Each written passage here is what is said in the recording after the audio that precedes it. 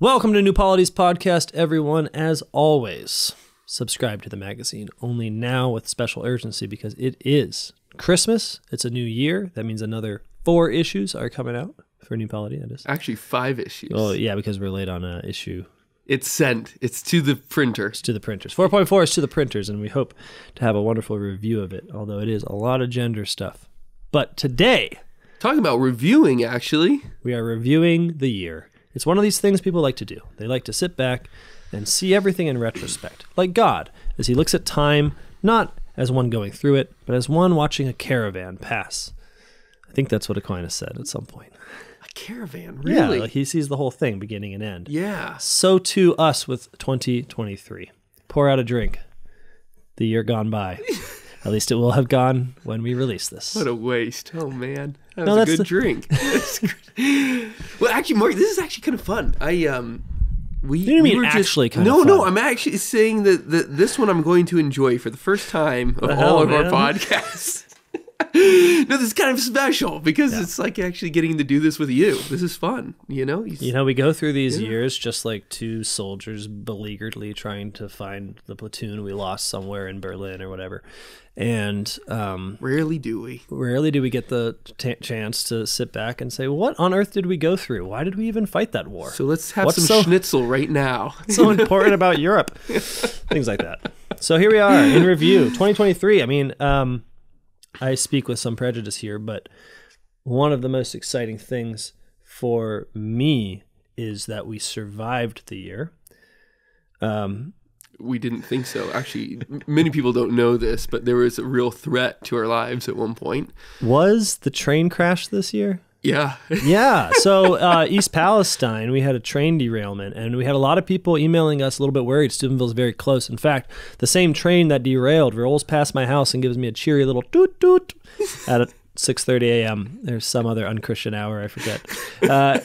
And it was the same train that obviously as a punishment for its tooting derailed and delivered its load of polyvinyl chloride. Vinyl chloride. Everybody thought would be a good idea to set aflame. Yeah, so they burnt that up, and we were worried about it coming into our water system and affecting us with various... Everybody got filters this year? That was probably a good move. We probably should have done that before. So New Polity was on the line. I mean, oh boy. New Polity had a moment there, but it turns out that we're all fine. We're all good. It's all good. But no, not just our physical survival, but the survival of the magazine, which is always a breathtaking moment, whether we'll actually get this thing out, we'll publish it. But here we have 2023's 3 issues, and the 4th is... You know what's amazing? It's coming. You know what happened this year? We grew by 50%. Oh, it's like subscribers. Yeah, subscribers by like 45%. So I'm exaggerating slightly, but about there. That was pretty cool. And usually our pitch for New Polity is that it will make you special and unique and will allow you to lord your intelligence above your peers. But now with this increase in subscribers, like you are lame and a loser for not subscribing because you're missing out on what the popular 800 plus people are doing. Right? But it was great. I mean, this was the year of 2023 where we had some real come to Jesus moments because Jesus said, frankly, this magazine's unreadable. And so I said, Lord, I understand what you're saying. It's odd for you to show up this way, but I appreciate you and I will do what you say. And so we made the magazine more readable, more fun. Included a review section in the back. We've included debate sections, which are really fiery. I really enjoy those. Adding poetry, adding evidence, as it were, on the literary level of the efficacy of Catholic social teaching as it's being thought out, as it's informing our work and our lives. And we're hoping that comes across in the magazine now. And that's great. I'm hoping that it'll be fun for the whole family. You know? Why do you hope that? You know what? Because I like children, unlike you. I do find them difficult. You know, I'm so excited. Ruben Slife teases us about just coming to work and talking about kids' books instead of deep works of philosophy and theology, because that's what we read at night to our children and to our sons and to ourselves when they go to sleep. And I put together a couple of essays for this next year about Rapunzel and Rumpelstiltskin. Mm-hmm. And you wrote one list last year on Curious George the Monkey. Yeah, was that last year? I feel like it was the year before that. Ago. Yeah, but I am this bandwagon currently working on one on Dr. Seuss. Sweet. Yeah. What's your hot take on Dr. Seuss? Well, you look at his life, and granted, he had a strange life. He famously said, "You have the kids, I'll entertain them," despite being married. His leanings politically seem to be like a basic liberal American.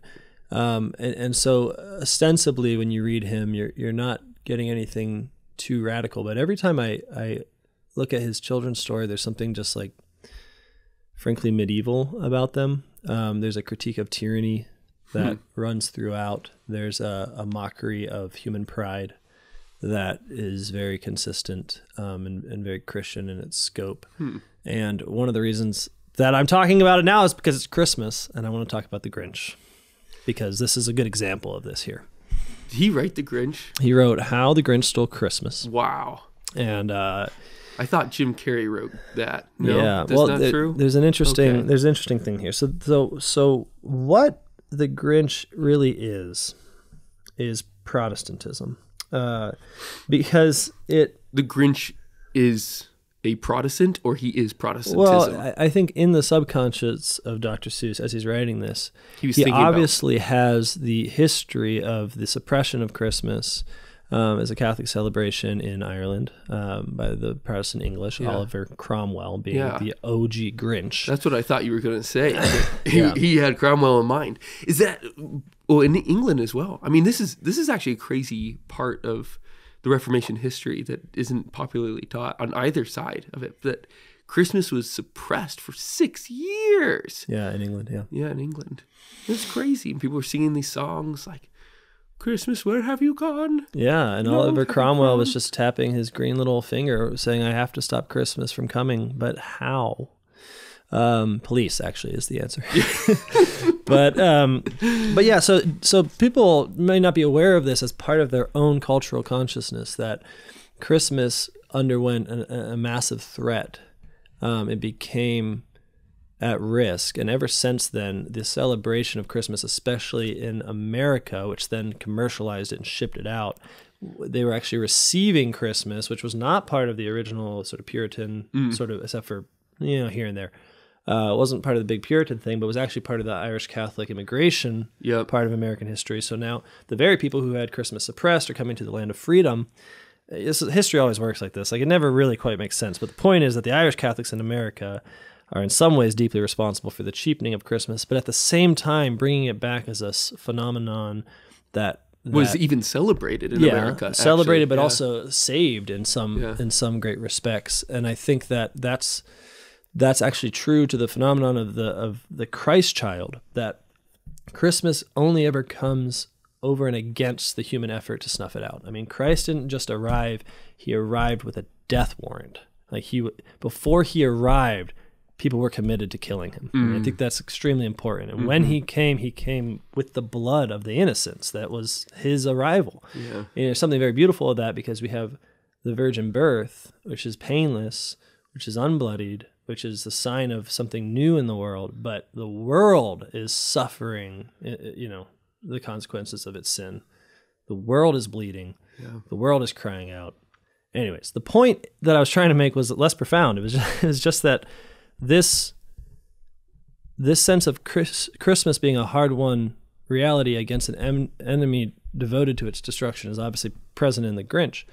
I think this is true to the phenomenon of Christmas itself, the arrival of Christ. And I think it continues in Dr. Seuss, and especially because, the Who's down in Whoville, who liked Christmas a lot, and I'm not talking about the Grinch, who lived north of Whoville and did not. Well, they are obviously these little stereotypes of Catholics. Like, yeah. So they're these little midget, obviously peasant level intelligence things that get together and sing strange Latin hymns, and sort of dance around a tree. And that's what really annoys the Grinch, is hearing the hymn, hearing the Latin. Yeah. And he wants it to stop. And they don't know why. I mean, maybe it's that his shoes were too tight. That's the best theory, actually. I think No, but so what they far, yeah. what they come down to, the theory, what it comes down to is that the Grinch's heart was shrunk. And that's the big problem, is when charity is no longer the governing virtue of the social order itself, but becomes privatized simply as an individual instance or possibility rather than the very modus operandi of the culture of the people. Well, then your heart shrinks, right? And then you don't want these kind of garish social expressions of love conquering everything and winning the day. And so you get dressed up as St. Nicholas and try to scam the Catholic, the Who's. Yeah, so instead of going down at night and stealing everything out of people's houses, you can just spend a month beforehand, dressing up and taking everything out of their houses. Yeah, that's true. All right. Anyways, I'll look forward to that on Dr. Seuss. But what you were hoping to point to is just we hope to add a section to our magazine. So not just what we've done in 2023, but what we look forward to in 2024 is a section of our magazine devoted, and it's for the kids. Yeah, so it's actually telling the story and then giving a real interpretation of it. Right, so I'm so excited. You can read Rapunzel to your little Who, but then also looking askance while you to the side, you can see how Rapunzel really is a story about. Oh, I can't remember. How Rumpelstiltskin's really a story about? Trying to fight off all your vices, including the one of identifying what vices really are. Ooh. Like ignorance, fear, these things. Yeah. Yeah, that's all what it is. I'm so excited. Okay. Yeah. That's excellent. All right, what else do we do in 2023? Well, we're about to do a seminarian retreat. Cool. It's starting tomorrow. We're going to teach these guys. They said, you and I always give like these principles. Here's the principle to follow, you know? And then we're not going to tell you exactly what to do unless it's closing your 401k. Then you should just obviously do that, you know? And everybody at the last conference kept asking us that question, what do we do now? What do we do now? And we kept saying, talk to your priest, talk to your priest. And these seminarians got in touch and they said, okay, that means that we have to be ready to answer some of these hard questions about Catholic social teaching. Can we come out and do that? And I said, yes. So we're going to have a retreat where we start to answer some really practical questions. I start to help them learn through the systems of. But I told them I have an ulterior motive here. I am sick and tired. Look at me. I'm sick. I'm tired over here, and I'm sick and tired because I've heard too many bad homilies. Yeah. Stop doing this to me, people. Yeah. And so I said, we're going to spend a full day, and we're just going to read the Bible. And we're going to do like basic exegesis, like here's how you actually read the scripture and how you can teach us to read it too, and then to be able to preach better and bring people to Jesus, preparing them to receive him in the Eucharist. So that's my ulterior motive. Of course, picking the happy passages about Catholic social teaching. And that's going to happen. And next year, I think we're going to do a bishop's retreat, maybe, Come on down. Yeah. Sounds excellent. That's happening. Yeah, the spiritual power needs to wake up a little bit. Yeah. Because the exegesis on the passages, especially when Jesus Christ is informing us what to do with money, what to do with power, how to deal with it, they're beholden to a legacy of sort of to a very soft coddling interpretation. Now there's just like Jesus, soft and coddling. I mean, it's no great mystery here. I don't think we should be surprised. Like when you have a church that largely cares for itself and its priests through investment in the stock market and other means, and largely depends, as it should, on the giving of the laity through the means that they are accruing wealth, which is also the stock market, which is also the ways of the world. Then it becomes it's easy to be tempted towards timidity in preaching when you're worried that the effect of being obedient to the preaching might affect the livelihood of the elderly priests and such. And so it's a totally understandable situation. But what it leads to is nothing ever changing. It leads to people not knowing what to do, people interpreting the parable of the talents as some kind of call to invest in the stock market somehow. It's just so bizarre. You know what I'm talking about there, yeah, right? Absolutely. Yeah.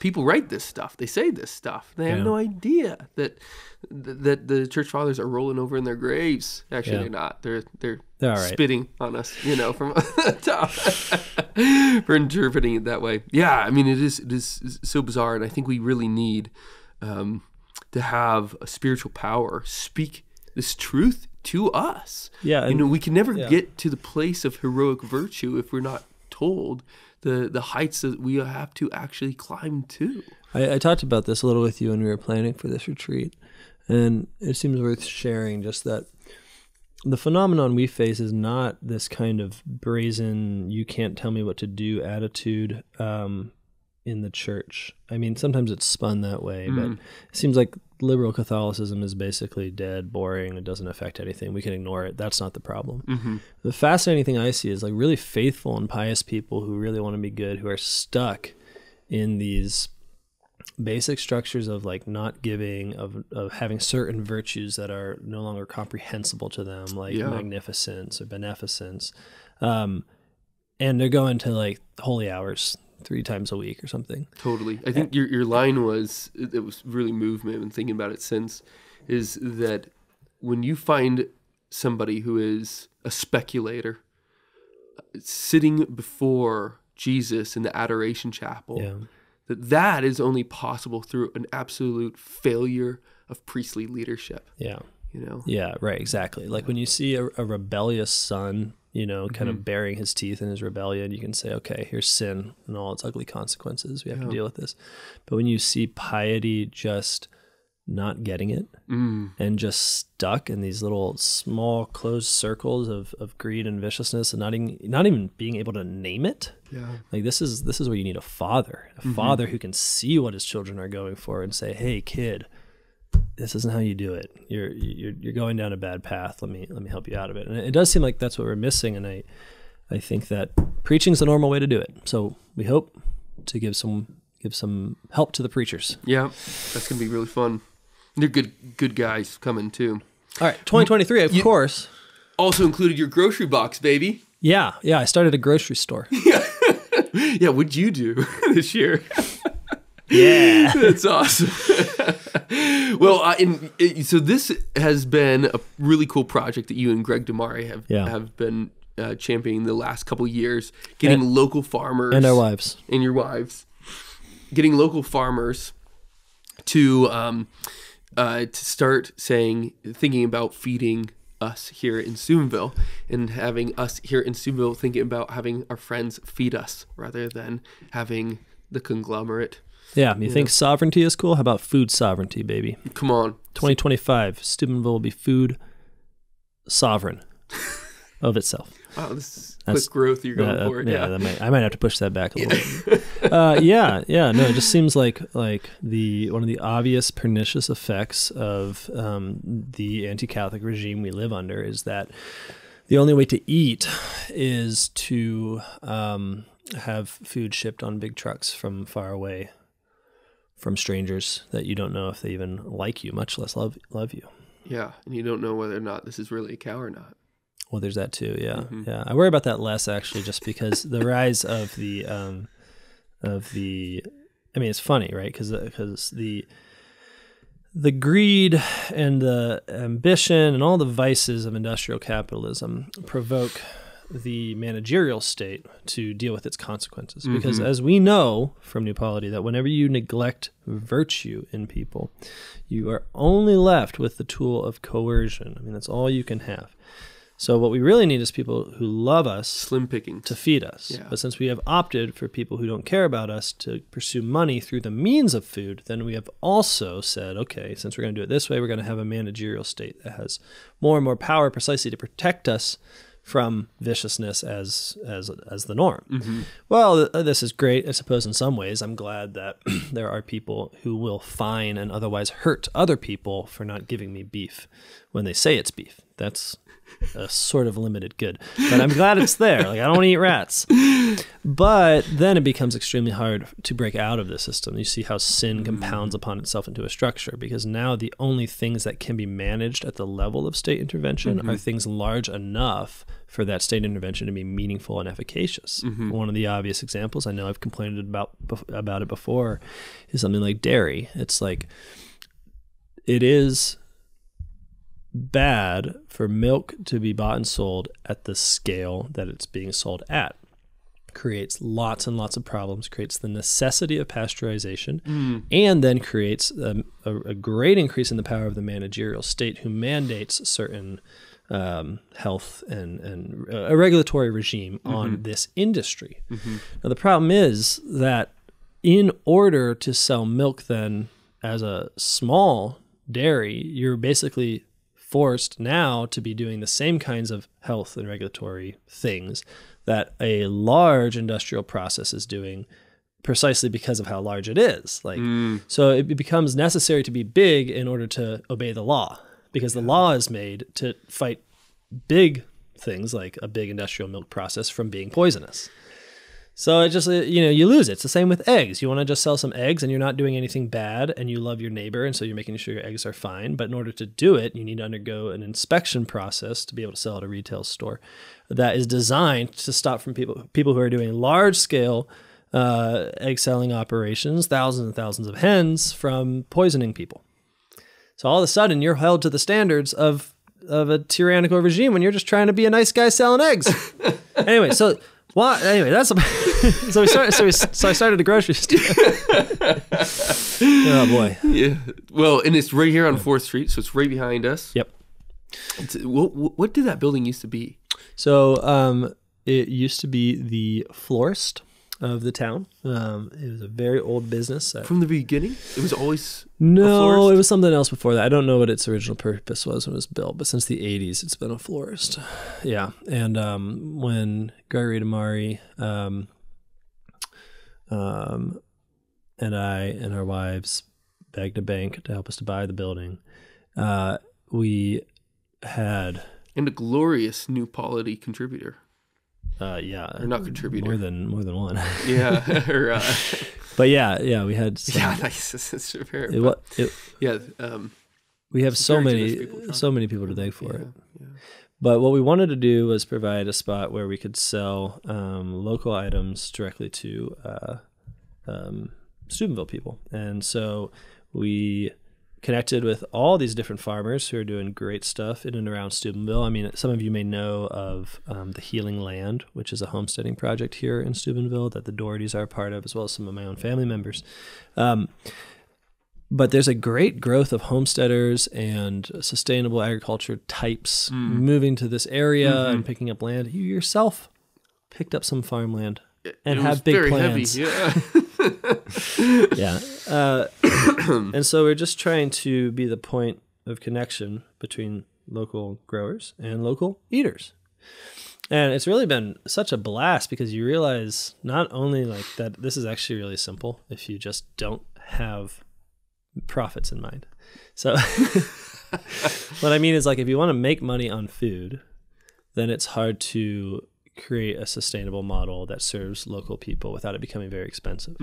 I can now say with confidence, like firsthand, the reason why farmers markets are so bougie, and by bougie I mean expensive, is because what's happening is the middleman, whoever's the farmer's market person, is trying to use being a middleman as his career, and so the percentage that he's increasing in order to make it worth his time. And I think in terms of the money, I don't think they're being particularly outlandish. No. I just think they're just saying that I need to profit from this as well. Yeah. That's what's driving up your price. That's the number one thing driving up your prices. Yeah. And so as we find out with so many things in Steubenville, what's required to make a change from an industrial system that's hurting us is people. Some people, at least, who are willing to do something without making a bunch of money from it. Now, I read this in the Gospels that the choice was between God and mammon, but it's surprising to see it on the ground. That, like, if you want mammon, you don't get a local grocer that's affordable. Yeah. And it's hard to fill that gap. you know. But I think what's beautiful about the Catholic faith is that it gives us a motivation where there are no other motivations, because you can always act for love, because that's what Christ did, and that's what God did when he created the world. And so it doesn't matter what else is going on. We don't have to say, okay, we'll do this if we get this much. We'll do this if you make it worth my time, kid. Da da da da da. Yeah. We can say, let's do it because it's a good, right? And let's be a part of the community that receives that good. AKA, because we do this, Gregory and I have a grocery store that we get to participate in. We get our groceries from the grocery box.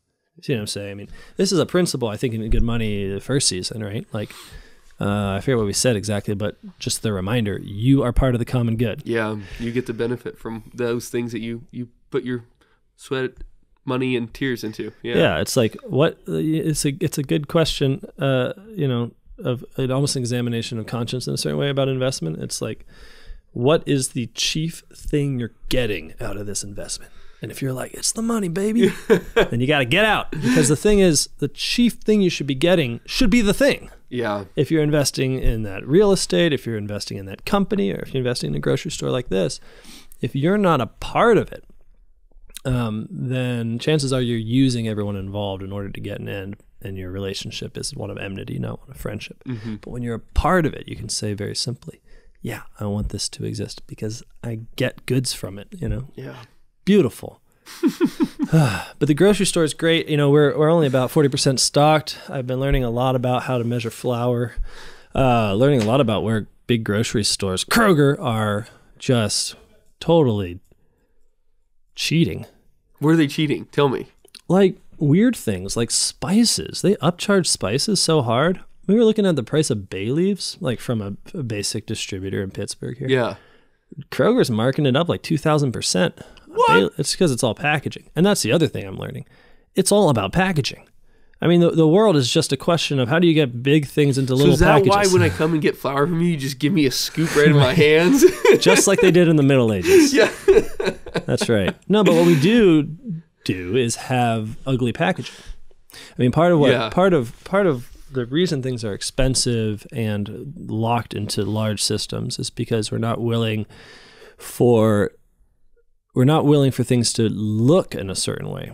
I'm not going to do this rant for long because I know we have a lot to talk about. Yeah. But part of packaging is it's not just fulfilling the need we have for things to be delivered to us in certain portions. If it was, then we could get everything in a nice little brown box or you know, just bring our own sacks or whatever. Part of the need for packaging is a sort of spiritual assurance that this thing is a product of an industrial system that has been freed from the taint of contaminating human hands and intentions. Yes. And that we can just be a consumer. I mean, this is why we like brands. We like it because it promises inhuman sources. Now, it's an illusion. At the end of the day, like every source is a human source, and there's hands touching things all the way down. But when it arrives in this little like hermetically sealed container with a brand that indicates a company from who knows where, there's a peace that comes with it. We get to just... It's true. I have a friend. He grew up on a chicken farm, industrial chicken farm, I should say.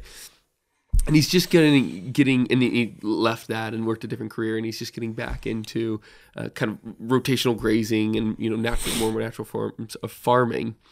And he's telling his mom that he was going to do this, and she was like, "What? That's so disgusting! Like, you're gonna have dirty eggs." Yeah. Wait, what are you talking about? Like, you know where this thing came from? Like, why do you need it to be packaged? You know, to your point, that the packaging is such a powerful kind of liturgical experience that it even duped out the farmer. Oh, totally. I mean, that's crazy. Totally, you know? Yeah.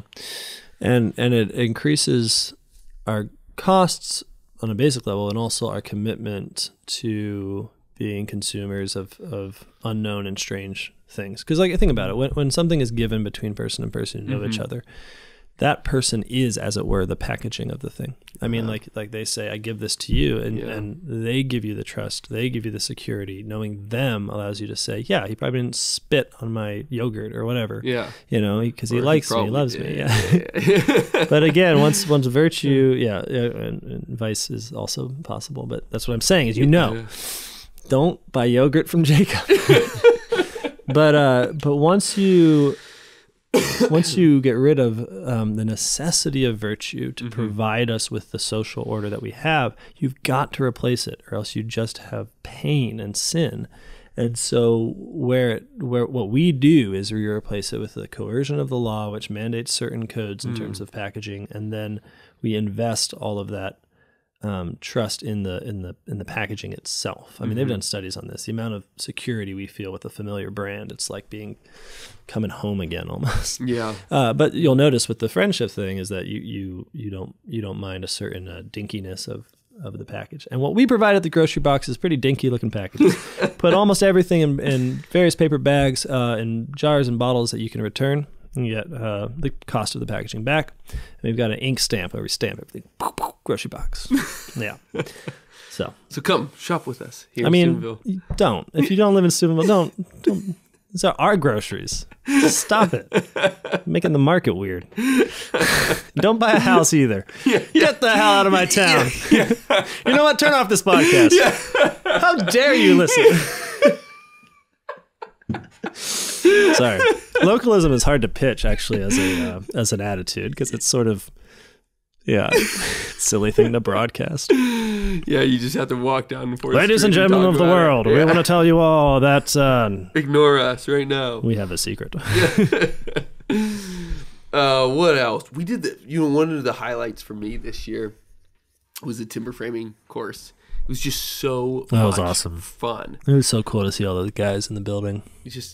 And Adam Rabazzoli, who was one of the main instructors for two of them, just such a good man. I mean, he just is sprinting after Christ, and he's making people want to love him more. I mean, it's just so exciting. Yeah. So a couple of conversations that I've been having with Adam. Well, actually, let me tell you one story. There was a tree that fell in his backyard, a cherry tree. And Adam thinks to himself, what's the most masculine thing I could possibly do? And he decided it was hand hewing that log. And you know what he did? He did the most masculine thing possible. That's the type of guy Adam is. Yeah. He's a cool guy. Is that the one that's over there? Yeah. Okay. Yeah. Alex, can you bring that in right now? 1,000 pounds of cherry tree. Yeah. It's so cool. But one conversation that we've been having, and I'm really, it's transforming into a course that we're going to be doing this coming year, a course that we're doing, I think, first in February, and then we're doing it again sometime in April, on a kind of introduction to home ownership. So if you're a new home owner, or if you've lived in a house for a long time and you still don't know how it works, you should probably still scared of it. Yeah, take this course with us. It'll give you the basics, all of that, and we'll be doing a theology class on the domestic church at the same time. Yeah. And that's been one of these conversations with Adam, precisely because what we're talking about is the domestic church is not like an analogical term. It's not an analogy. Like, oh, the family's kind of like the church in these ways. But with all analogies, there's more differences than there is similarities.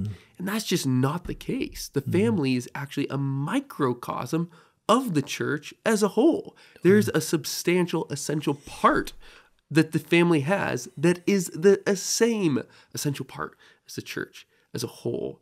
And so one of the things that's kind of very interesting is that just as there are certain principles, theoretical principles, about the way in which we should organize for worship in the buildings that are best utilized for that end, there are similarly principles for the organization of a home and the way that the physical landscape of the house is best fit for the nurturing of the domestic church as well. So you have, like in a parish church, say, like a cruciform structure, maybe you might have altar rails, the tabernacle's right in the middle.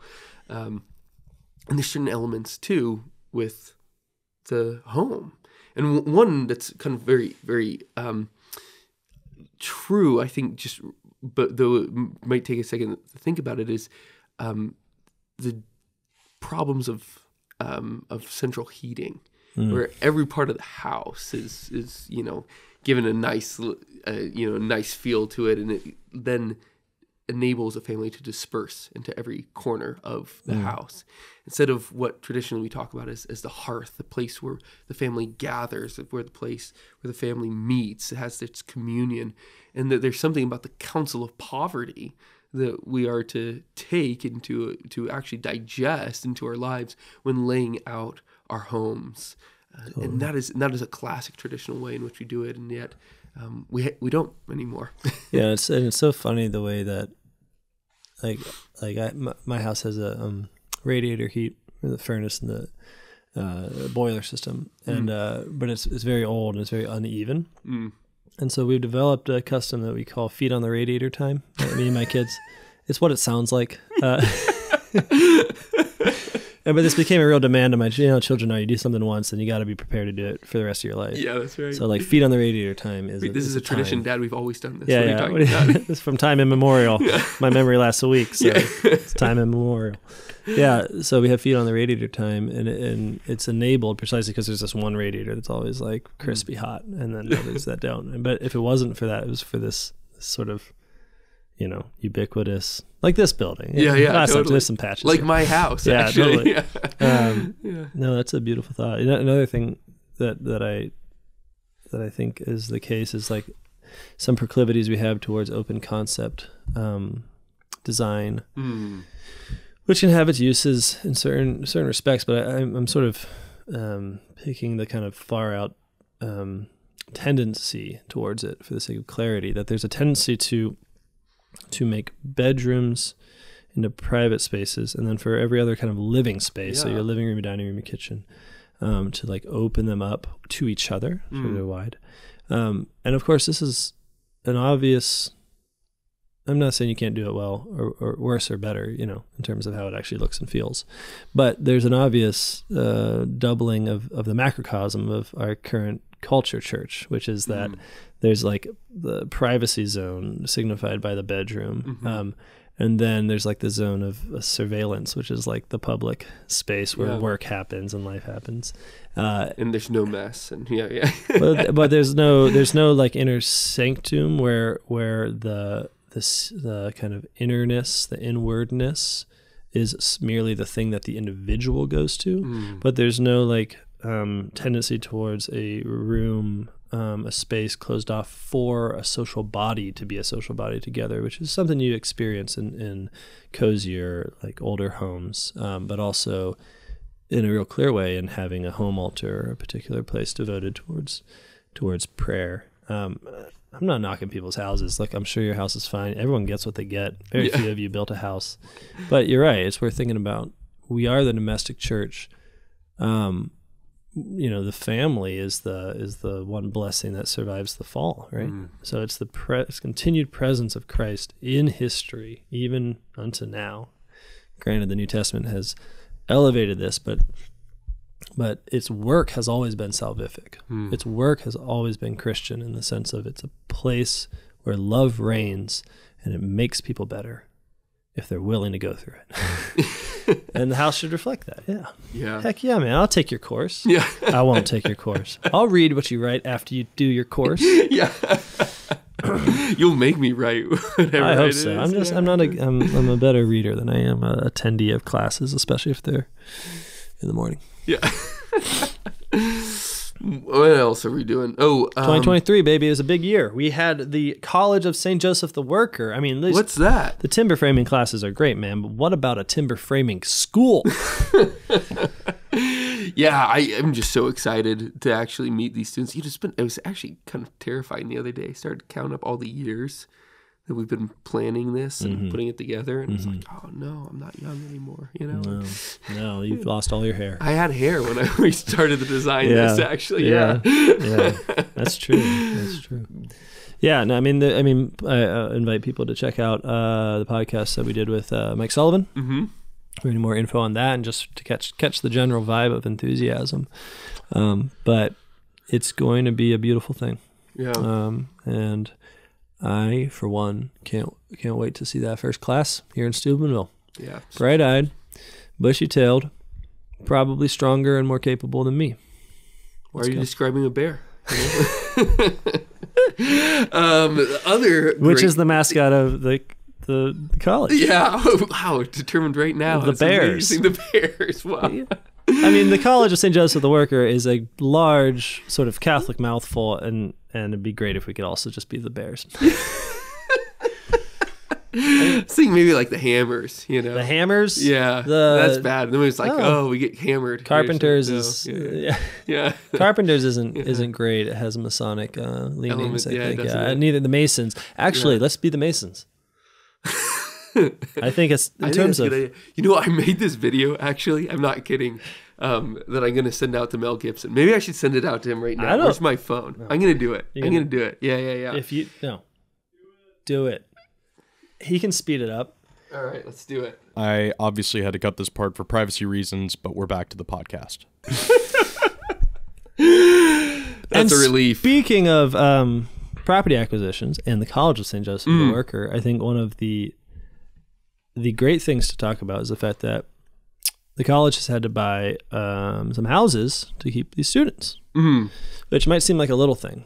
But I think it's actually really important because one of the things downtown Steubenville suffers from is empty houses, empty buildings, dilapidation, rust in a general decaying Rust Belt kind of way. And so I've been really just wonderfully chuffed to see the college pick up 2 houses right near me and be able to do something that a lot of people can't do, which is put roofs on them.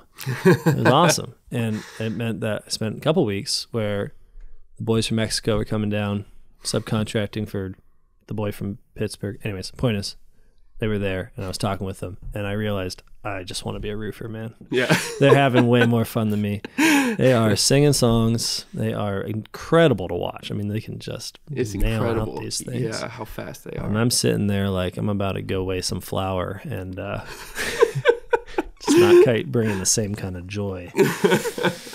No, I'm kidding. There's a joy to it. So that's been a marvelous thing to be a part of an organization that is bringing so much good, just in terms of its what's necessary to it. There's a life lesson in that for all of us who think that somehow the goodness we're going to do is going to simply be in the project, the kind of thing that we very willfully enact. Now that's true. Everyone has a mission. You have a mission from God. There's no doubt about it, and you have to enact it. But don't forget that part of that mission is simply you. Like the things that you do are supposed to be themselves beneficial to yourself and to those under your care and your community as a whole. That means the way you eat, the way you walk, your home, when you go to bed, your dreams. Watch your bedtimes and your gait, everybody. You know what I'm saying? It's like just the college just needed housing. Yeah. Okay, and it could have, I don't know what it could have done actually, probably built some dorms or something. But instead, it's used its own necessities as another way to be a gift, to be a part of healing, a part of restoration. And that's a good example, I think, for all of us, is to ask those questions about the necessities of life, which for the Christian are never just the necessities, but always the means to our redemption, the means of our salvation. Yeah. Hey, here we are, 2023, big year. You know what else I'm looking forward to this next year? Next year, yeah. Good Money Season 3. That's right. You know what? This one is going to be the one where we actually have guests, so you don't have to listen to Marc and me the whole time. Yeah. And a lot of them will be here around this beautiful walnut cherry table. But we're also going to be out and about because we want to show you how some of these Catholic social principles started to change lives in our friends here in town. So we're going to be going over to the Scar Lounge and seeing how they are enacting those principles. We're going to go over to a timber frame structure that Adam Robazzoli built. We're going to have a conversation in that to discuss his great conversion from video game producer to timber framer. We're going to go, what else are we doing? Where else are we going? We're going to talk to Gregory Damari with the grocery box. We're going to go over there. We're going to measure flour with Greg. Yeah, just learn about how just distribution is part of it. And we've already had a few conversations, which we're very happy to share with people doing incredible things in the financial world. Yeah.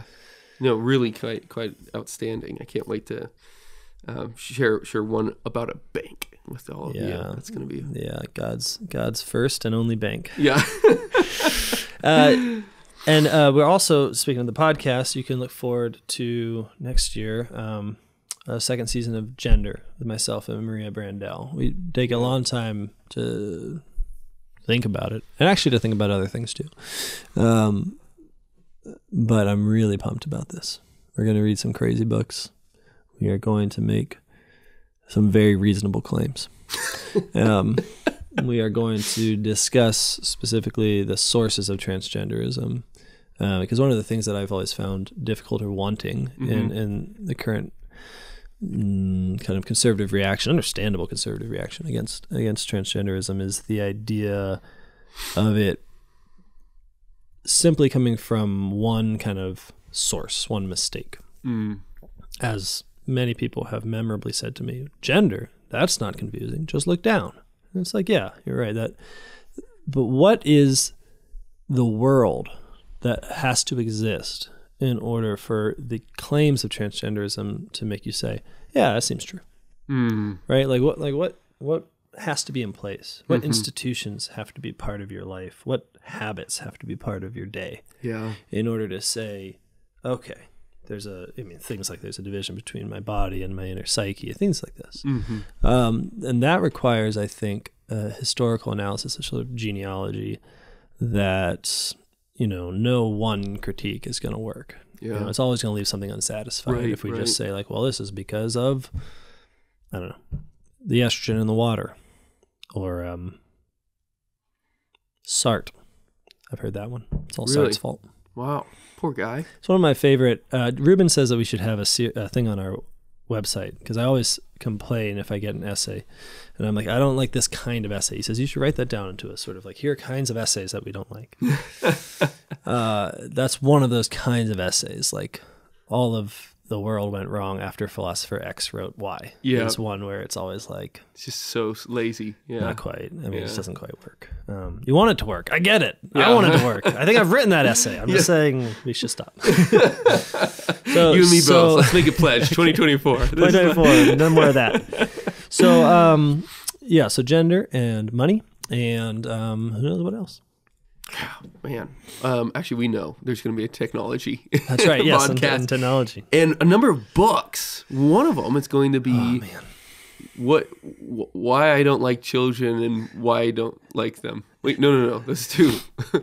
That's not it. What what children are for and things I don't like and why I don't like them. Two different books. They're not the same thing. Yeah. By Marc. The New Polity Press. It's gonna be good. God willing, and the creek don't rise. Inshallah, it's gonna be popping. So with these books, Good Money book. What things that you don't like? Why you don't like them? Yep. It's alphabetized. Rocco Bottiglione. How do you say his name? Yes, Rocco Bottiglione wrote a marvelous book called The Theology of the People, on the theology of the people, towards the theology of the people. It's one of those titles. And Reuben Slife has been diligently editing a translation of this work. Yeah, it is fascinating book. I think it's going to be crucial in our understanding of theology as expressed in custom, which is this whole source of Christian faith. It's custom, but its presence in the life of the church is very mysterious and unclear. Obviously, John Henry Newman took a great swing at it in many places, but on consulting the faithful in matters of doctrine. This was a great one, and it's obviously in his work. The big work, the one he did. Yeah. Christian development Christian doctrine.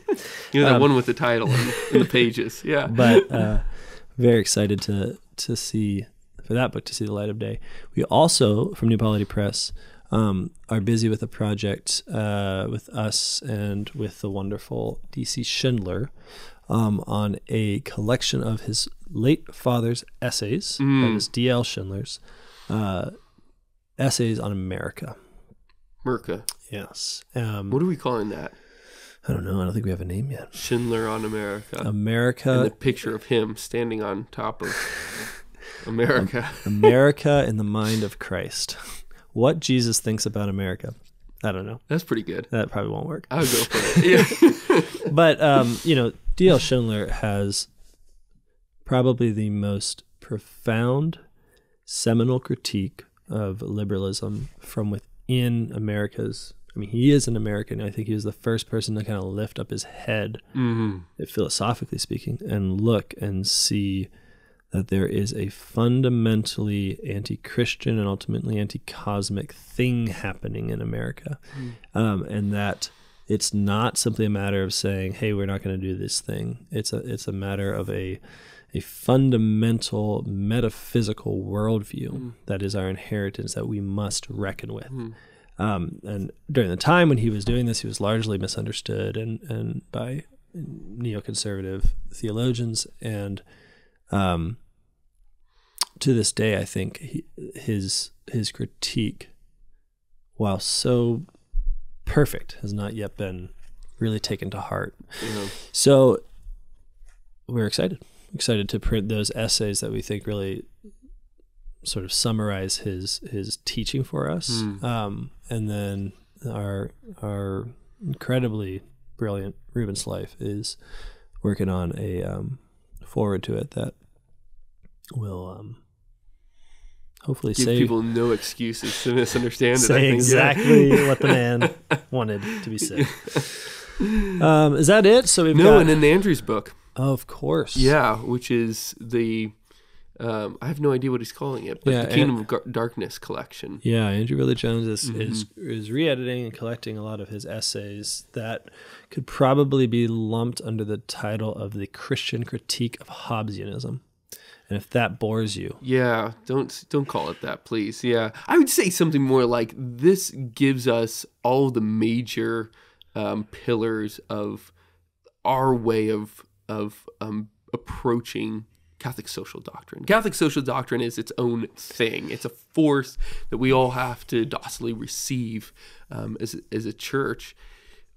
Our particular language that we use and the ways in which we think and teach these principles really comes out of some pretty heavy lifting that Andrew has done. And it's all really found in this book, which is, he tells me, will be sent off to the printers, sent off to the editors in January. Amazing.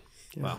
So pray for us while we, in 2024, try to get that press cooking, because boy, DC Schindler's feeling a little lonely out there, being not just the flagship book, but the only ship in the New Polity Press fleet. Yeah.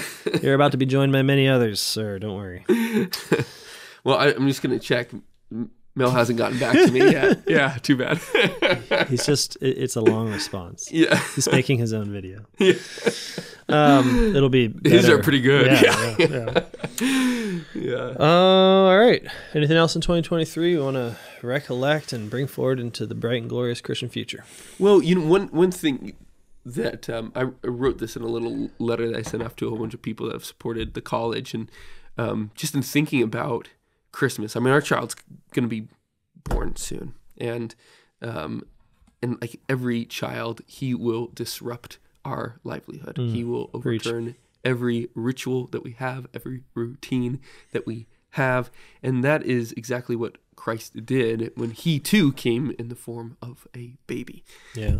He overturned the reign of Caesar. He overturned the money changers' tables. Yeah. He overturned the reign of Satan, sin, and death. Just like every child overturns things, his is just a little bit more dramatic. And that the disruption that the Christian kingdom brings is really a disruption not out of hatred but out of love. I mean, disruption at its best is fueled by charity, that you love something so much that it begins to actually shape, reform your life and your behavior. Yeah. And that's something so wonderful and so exciting, so adventurous about following the church's social teachings and actually trying to change work, family, and politics to more resemble God and his kingdom. And so I'm just so excited for this new baby who is going to, in love, disrupt everything about me. Yeah. I won't see you for a little while. No, please help me, Mark. Yeah, no, you're right. The child comes to us. The child is given to us. And the world is not ready for children. I mean, this is just apparent in parents. Come on, man. It's the way they arrive, right? They're always a surprise. Even when you plan for them, they're a surprise. They cannot quench their surprising character. And when they finally do arrive, despite having had 9 months to prepare, they are received with cries. Everyone's crying, actually. Because they don't arrive to a ready world. They arrive to a world in need of love. And wonder of wonders, the baby is easy to love. And this is such a great gift that they're hard, they're difficult creatures, they change everything. But when you look at the face of a child, you don't have to work hard to be in love. You can just let that come out of you pretty naturally. This is why babies are a fearful prospect, because they will bring out our love, and then we'll have to change our lives. You think that's why Mary didn't feel any pain in childbirth? Because at that point there was nothing that you were not ready for. I mean, she was perfectly ready, to receive this baby. The point at which the world was ready is Mary. Yeah. And by the grace of her son. Right. So, in every instance, we're so far from being this sort of perfect image that our children can just imitate to become like us. Like we're more apt to say, imitate this about me, but not that, or imitate me later when I get all figured out. Do what I say, not what I do. And that's sin. That's sin at work in us. That's the distance of man from the divine image. We're supposed to be images of God. In sin, we tarnish the image, and so we are somewhat images to others to show forth who God is in our own person, so that they can imitate God by imitating us. That becomes disrupted, and that at the same time is precisely what Christ comes to heal, to give us back and then super abundantly restore us to our capacity as image bearers, as ones who can image God. And this Andrew says this in all sorts of different ways. You've said it in all sorts of different ways, like to restore to us our capacity to create just social orders, to restore to us the capacity to create good law, and also to restore to us the capacity to be an image of God to another, unequivocally. And what's amazing in the Immaculate Conception, and what's amazing about Christmas, is that by the grace of God, by his abundant gift, man is once again ready to be an image to a son. But the paradox of this, of course, is that what makes man ready, what makes Mary ready, is precisely that she receives that perfection from her son, precisely that she's humble, and so able to be a new Eve, to restore in us the capacity to be images again, images of God again. It's a great time of the year. It's the most wonderful time I would of say the so. year. I would say so. Yeah. I defend that. Yeah. Well, there it is, 2023 in review, and we hope you're having a grand old Christmas. And we hope that you are maintaining in your family's life some place to remember the Grinch as an aspect of Christmas, which does come under threat. I'm going to get you an icon of the Grinch. Saint Grinch, the repented. Yeah. Well, that's the idea. Yeah. That's the idea. Oh, it's a hopeful story all the way around. It's... All right. Merry Christmas, everyone. Thank you for listening to us review 2023, and we hope to keep all of our intentions and promises of 2024 as best as we are able. God willing, creek don't rise. And please, donate to New Polity, right? Oh, yeah. This was the whole point of this. Yeah. We aren't going to be able to do any of this without funding. That was a big hypothetical. Yeah. 2024 is an if. Bit of an if. Yeah. If, I mean... Hope it was fun. I really enjoyed 2023. Too bad it's going to be the last one. Too bad that's it. Unless someone here allows their heart to grow 2 sizes larger so that our pockets can grow 2 sizes larger. That's not how that happens. That's not how that happens. We, the whole operating budget of new Polity is $301,000 a year. That's That's what a we're lot worth. of people's individual salaries. That's Yeah. the whole thing for the entire company. That's what we didn't talk nuts. about doing in 2023 is we hired wonderful people. Alex is one of them. Alex Stanley, Aaron's the other one. Erin Walserek is incredible. She's the sharpest editor I've ever met. Wow, don't tell Ruben. He's pretty good too. He doesn't listen to our podcast. That's No. good. Yeah. He's too traditionalist for podcasts. Yeah. Yeah. That trad. Wow, yeah. That's what we call him, Trad Ruben. Trad Ruben, yeah. Truben, actually, sometimes. Troubadour. Yeah. All right, we should probably end Yeah, let's shut this thing. off quickly. All right, God bless you, everyone. Have a Merry Christmas. We'll see you in 2024. Bye.